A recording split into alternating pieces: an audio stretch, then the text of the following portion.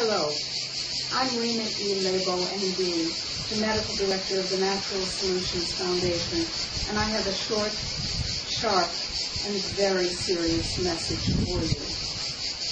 Today is July 11th, and I'm sitting on a beautiful Italian organic farm where I've been spending the week learning a good deal about organic farming and European politics, under a blue sky traced with chemtrails. These chemtrails are dangerous. What I want to tell you about right now is imminently dangerous. According to Reuters, the British news agency, and according to the World Health Organization, the World Health Organization is poised to declare mandatory vaccination, which will be legally binding for all 194 countries around the world, which are signatories to the international health regulations. Now, some weeks ago, the Natural Solutions Foundation published the documentation that shows conclusively that under global pandemic conditions, which is what we have now, because despite the lack of lethality, the WHO has declared swine flu, H1N1, to be a level 6 pandemic, the highest level of danger pandemic. That means that when it wants to, when it's ready to, WHO can assume political power, security power, health power, and all other power that it chooses to assume around the world. I would say that would be called the New World Order if someone asked me whether I thought it was. But whether you want to call it the New World Order or the United Nations taking control or whatever, let's deal with the issue of the vaccine. It turns out that in 1972, the World Health Organization created a task force which was very active in 1974 to control fertility. That means who lives on this planet, through a 3-vaccine series. Now, some months ago, newly elected President Barack Obama said, tell you what, in the fall, every American is going to have 3 vaccinations, 1 for the seasonal flu and 2 for the swine flu. What swine flu danger are we looking at? None from the disease, despite the assurances that we're about to see a terrible, terrible, terrible pandemic. The danger, my friends, comes from the vaccine. And oh, by the way, the vaccine leader, the prime developer, is Baxter, the very same Baxter International, which contaminated, and it couldn't have been an accident given the level 3 precautions in the laboratories that are required, which contaminated the seasonal flu vaccines intended for 18 European countries with 72 kilos. A kilo is 2.2 pounds.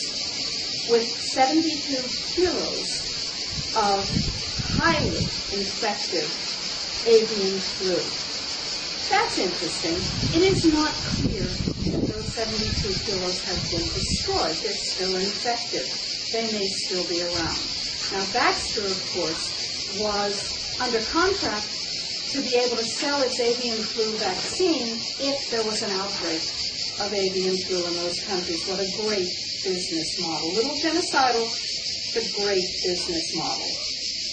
So here we are on the verge of the World Health Organization declaring mandatory vaccination, which will be legally binding for 194 countries. So the chances are good that wherever you live, if you're watching this, your country is a signatory. If you go to the link that you see here, you will find the list of countries. If you live there, it's probable that your country is a signatory. The United States certainly is. What does that mean? It means that we have the narrowest window of opportunity to do something about it, to protect our health, and to protect our freedom all at the same time. How? Demand the right from your federal and state legislators to self-shield. That means, in the event that a pandemic is called, you now have two choices. One, take the vaccine. Bad choice. Two, go into a detention center, a jail, or an incarceration center.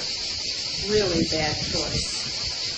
I want you to have a third choice, and the choice is no thanks. Skip the vaccine, skip the incarceration. I will go home, and I will spend the period of quarantine in my own home. That's called self-shielding. So you better start laying up a supply of water, glass bottles are best, of course. You better start laying up a supply of food and of fuel and of the vitamins and of the drugs that you need, and you better do it now. But if you don't demand the right to self-shield, that's all meaningless. Why do we think that demanding the right to self-shield will work? Why do we think that pushback of this magnitude works? Simple. Because we have been assured by the office of our best health freedom friend in Congress that with enough support for this idea, our health freedom friend will introduce a bill in Congress saying you have the right to say no to vaccines or incarceration. If you don't want that right, if you trust the government, you need your meds adjusted.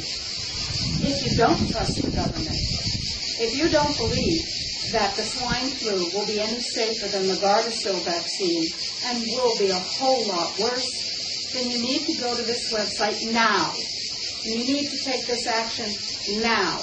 And then make sure that there's one of these action items submitted for every member of your family. And then comes the important part. Activate, motivate everybody you know, everybody on your email list, everybody you work with, everybody at your health food store, everybody in your kids' play group or basketball team. Let them know that the choices are, right now, mandatory vaccination coming down the pike or mandatory incarceration. The law is there. We don't want it. We want a third choice. Thanks, no. I'll stay home. My kids will play computer games. They might even talk to each other, and they might talk to me. Who knows? And I'll commute from home. Or I won't. The point is, I will stay alive.